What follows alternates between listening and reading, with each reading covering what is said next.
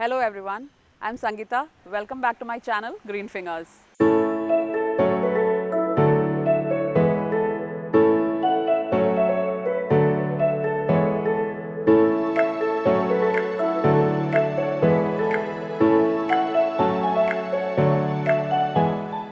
Today we are going to speak about Orchid Keiki. A Keiki is a plant produced by the mother plant somewhere in the spike or next to that plant. There are so many Keikis in this plant. These are all Keiki plants, and you can see on the flower spike also there are so many Keiki plants. Along with the flower you can see the Keikis. Keikis are the exact clone of the mother plant. The flowers, the nature of this plant will be exactly the same as the mother plant. Keikis are mostly produced by Dendrobiums, Phalaenopsis and Epidendrons. This is their way of producing their babies. And if you have any of these plants, and if the plant is like more than 3 to 4 years, you will see that the Keikis slowly start growing either on the flower spike like what you have here, or on the next to the plant. When you have a Phalaenopsis at home and the plant is more than 3 years old, it must have flowered say like 6 times or 7 times in that period. And once the flower happens, once the flower comes, it blooms and the flower falls off, you have this spike. You have to be very careful that you do not cut the spike after the flower. See what I have done here. This was a spike before, this was the first spike, and I have left the spike as it is after the flowers have fallen. And there are nodes. You can see when you take a flower, you can see nodes here. One of these nodes can develop into a Keiki. So what you do is you leave this spike as it is. Once you see that a Keiki is developing, for instance, you can see here a small Keiki is developing, but roots have not developed. See, you can see here a small Keiki. It has come at the tip of this flower spike. The flowers had all fallen. I think this was last year's flower spike, and I had left the spike as it is, and see a Keiki has formed at the tip, but the roots have not formed. Once the roots develop and the leaves become slightly big, that is when we cut the Keiki and propagate it into another plant. Let's see how do we do that. We have propagated this phals on a coconut husk. You can see the coconut husk above, and the phals was hanging on it. The whole thing was kept in such a way the plant is hanging. This is how you see an orchid growing in the wild. Phals always look down. It's kind of slanted, maybe because of gravity, but it slants down. And this really helps this plant from rotting. What happens is when rainwater collects, if this plant is like this, the rainwater will get collected here. See, there is a small pocket area here, that is the crown of the plant, and the water can get collected here. So that can cause a crown rot. Now let's see how do we cut a Keiki out of the mother plant. For cutting a Keiki, actually this is all grown on the tip of this spike. You can just take it out like this, but instead of doing that, what you have to do is you have to take a sterilized pair of scissors. Make sure that you clean it properly with soap or you sterilize it with alcohol, and then when you cut it, you make sure that you are leaving minimum 2 inch here and then snap it here.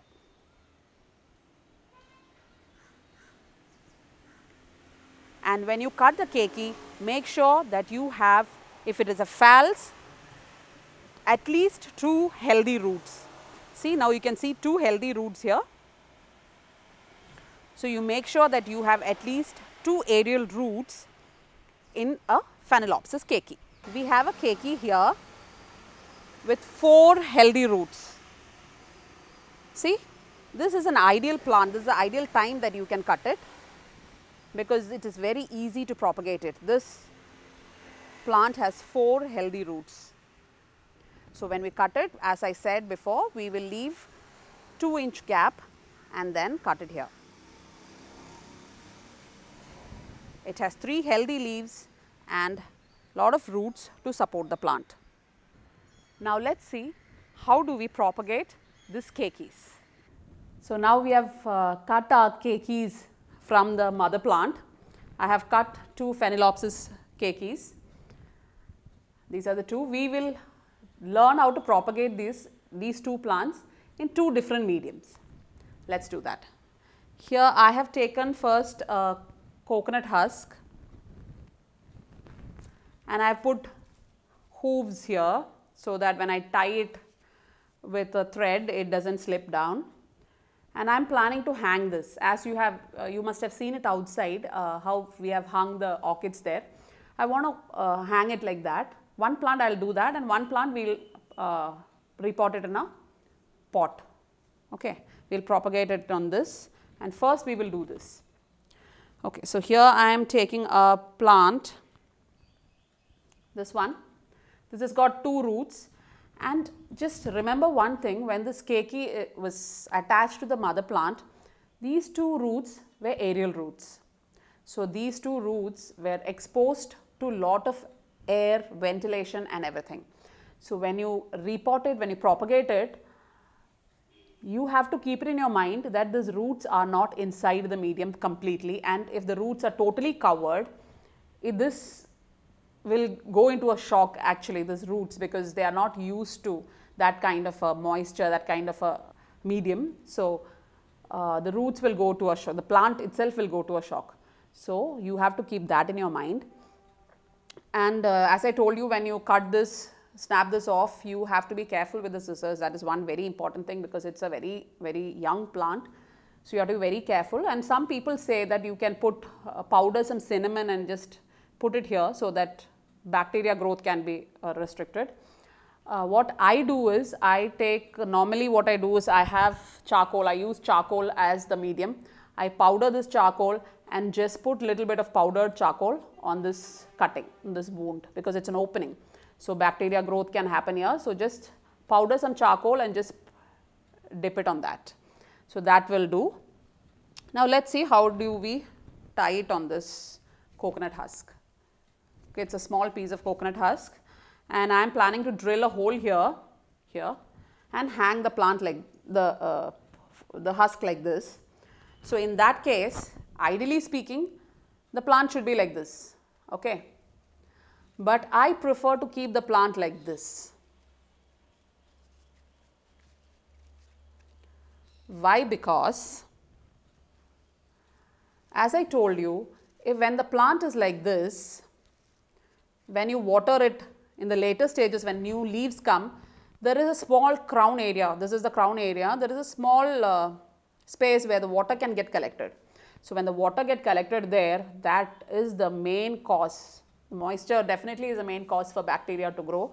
So, when bacteria grows on this, when water collects, moisture will be there accumulated, bacteria will come, and that can cause crown rotting, and that can kill the plant. So, what I prefer to do is, this is a technique that we have learned from years. My father used to do that. You must have seen all the plants are hanging upside down under the tree.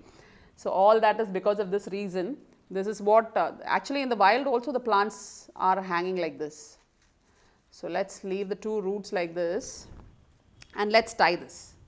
Okay, here I have used a jute thread, taken a jute thread, and I am planning to attach this here. I think this piece will be better here, because this is more roots. So, we will attach this, and these roots are to one side. So, this will stick on better. So, I will take this keiki and I will attach it like this. Okay. There. This sits well with this piece.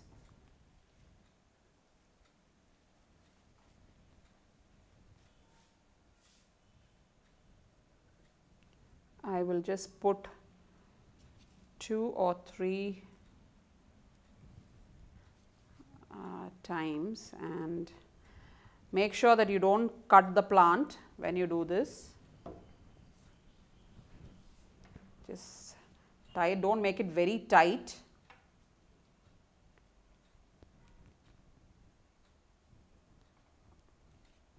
Yeah. Now this root is exposed, how it was on the mother, with the when the plant was attached to the mother plant, how it was. Now it is exactly like that. So when you water it, the moisture is there because the medium is coconut husk. This will absorb lot of water and the moisture will be there in the husk, but the roots are again like aerial roots. The roots are all to both sides, and because of that there is no cause for the roots to rot because of too much of water. If there is water in the husk also, what happens is the roots are not touching, just one root is touching, other roots are all even now as aerial roots. So what happens is when those roots realize that there is a lot of moisture here, what it do is when these roots will slowly develop and this will slowly get attached to the coconut husk later. This will start growing like this and this will start attaching itself to the husk. So that the plant will do in later stages. As of now, we will leave the plant like this, and now we will go into repotting the second plant. When we buy orchids from a nursery, we get orchids in pots something similar to this. I personally don't prefer pots like this. If you have pots like this with only drain holes on the bottom side, I would say that it will be advisable if you can drill some holes on these sides, because orchids needs lot of ventilation, the roots require a lot of ventilation, and I have seen most of the times when you get these kind of pots, they will fill it with coconut husk, small pieces of coconut husk, and when you take the plant out, most of the roots are rotten.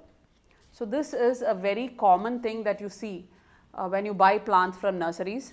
I prefer these kind of plastic pots for the propagation when the plant is small, and when the plant is big, I prefer these kind of pots. See, these are terracotta pots. This has got lot of ventilation here. See, lot of ventilation. So see how healthy the roots are. I can use whatever medium I want. You can see so many keikis here. See, this is a keiki. See how many roots it has. I can just snap this off, or I can just cut this plant, this thing out. I will get a separate plant. There are so many keikis here. This is one, this is the second one.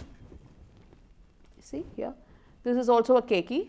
I can take this off. See, this is a dendrobium, and dendrobium will have more roots, more number of roots than phalaenopsis. Phalaenopsis have maximum will have 2, 3 or 4 roots. But here dendrobiums will have, the keikis will have like more than 5, 6 roots. See, a lot of roots here. In this plant also you can see lot of keikis here growing. The keikis have bloomed too. See, the blooms are also from that keiki plant. As I have told you before also, the keikis, if you don't remove the keikis, it can bloom. There is a phals which was there somewhere in the inside portion of the greenhouse, and which we have neglected high time, and see the roots. The aerial roots have grown so much, and this plant is going to flower. See the buds. It's going to flower. This was actually kept on one side, and I forgot to see this. I didn't notice, and it is only few days back that I noticed that this plant has grown so big. So it is not necessary that you have to remove the keiki immediately. You can take your time. When you see a keiki initially, if you are a beginner, or if it is the first time that you are getting a keiki, then you will be very excited. In that excitement you might cut the keiki out. You don't have to hurry. Wait till it develops good amount of roots so that it can live on its own. So you wait for that. Okay, now let's plant this keiki in this pot. So here I have used one more thing. I live in a very tropical place. Okay, so in my area there is no problem of dryness except for a month or two. Otherwise, the atmosphere, the moisture content in the atmosphere is good enough for these plants.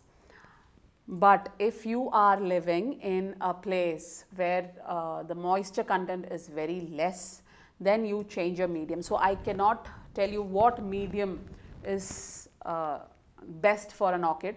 It depends on your area. If you are living in an area with less humidity, then you increase, you add things like a little bit of sphagnum moss or coconut husk or wood bark, tree barks. That is also a very good thing. It absorbs a lot of moisture and keep. These things should be your medium. But in my case, what I use here as medium is terracotta pieces. These are ceramic or terracotta pieces. This was a broken tile. So I use this, and then the other thing that I use is charcoal.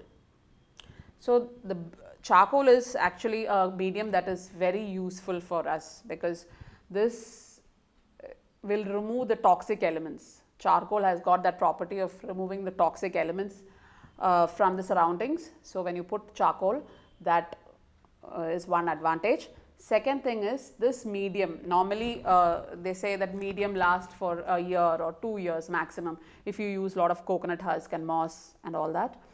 So that then after 2 years you have to change. But when you use charcoal, what I have seen is that I get this medium will remain as it is for more than like 3 to 4 years. This medium will be intact. So let's see how we plant this.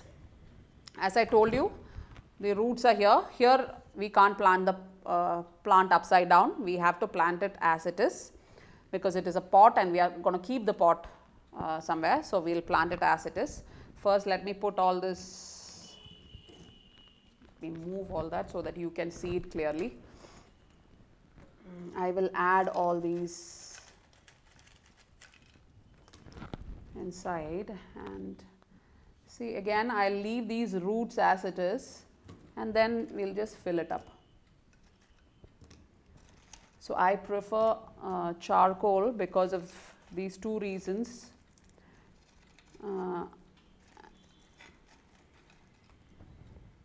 It retains moisture to a level, like here I water my orchids once in 2 days or 3 days in monsoon time, and in summers when the temperature goes like above 35, then I water it daily. So we have planted it like this. There are a lot of cavities in this pot and a lot of air circulation, lot of ventilation. See, the roots are all, you can see the roots from outside, and this is how we will keep it. Let this remain in this pot for 6 months to 1 year, and the plants will develop like 4 to 5 leaves. At that time we can shift it to a terracotta pot of this size. Till the time, for maximum 10 months or so, 6 to 10 months, this is good enough. This pot is good enough for this plant. So that is how we propagate our keikis. And about watering, we have actually a greenhouse here, so we have facility for misting, but otherwise you can water it normally with a hose pipe, but make sure that the plant doesn't move much, the plant is not harmed, because the roots are not the roots are all aerial. Even now it is not clinched to the medium, so the plant might move a little when you water it forcefully. But otherwise when you water it, you can use, as I always tell you, misting. A small amount of misting is good enough, and here also you can just water it like this. Make sure this husk is wet and the roots are also wet. Okay. So outdoors, it's all messy here, but it's okay when you leave it outdoors. This is how I'll be hanging it. So the whatever excess water is, it will drain, it will drip down, but the moisture will be here and the roots will start growing inside it will start growing towards the husk, and this plant will automatically get fixed to this piece of coconut husk. When it comes to fertilizing the orchids, I fertilize my orchids every week. Normally, as per when you buy a fertilizer, here I use a fertilizer called Orchid Boon. One is for growth and one is for flowering. I use this, and this is NPK 8, 25, 25 and NPK 25, 10 and 15. That is for growth and this is for flowering. This is what I regularly use. But one thing that you have to remember while using a fertilizer is that whatever the company suggests, they'll give you a pamphlet which will tell you that how much fertilizer has to be used. So suppose if they are saying use 10 milligrams per 1 liter of water and fertilize it once in 15 days, what I do is I take half of it. I take 5 milligrams and fertilizing I will do it twice in 15 days. So I'll increase the frequency of fertilizing, but I'll reduce the concentration of the fertilizer. I think that is how my plants like it. I don't know, you can experiment with both, whatever you like. And for me this works better because regular fertilizing works better for my plants rather than giving a high dose of fertilizer once or twice. So that is what I do. And then I add when I give this fertilizer, I add seaweed concentrate, 5 drops of seaweed concentrate along with that 1 liter water. I add that along with the fertilizer. I don't give seaweed solution separately for my orchids. Each and every time I use this fertilizer, I add 5 to 6 drops in 1 liter water and I'll just spray it. That's how I do it. I hope I have covered generally everything about orchids and keikis. We will speak in detail more about orchids in the coming future videos. As of now, I think I will wind up this video with this keiki propagation. So that's how you can propagate keikis from the mother plant. I hope this video was useful to you. If I can have green fingers, you can have them too. Plant something today and prove me right. See you in the next video. Bye-bye.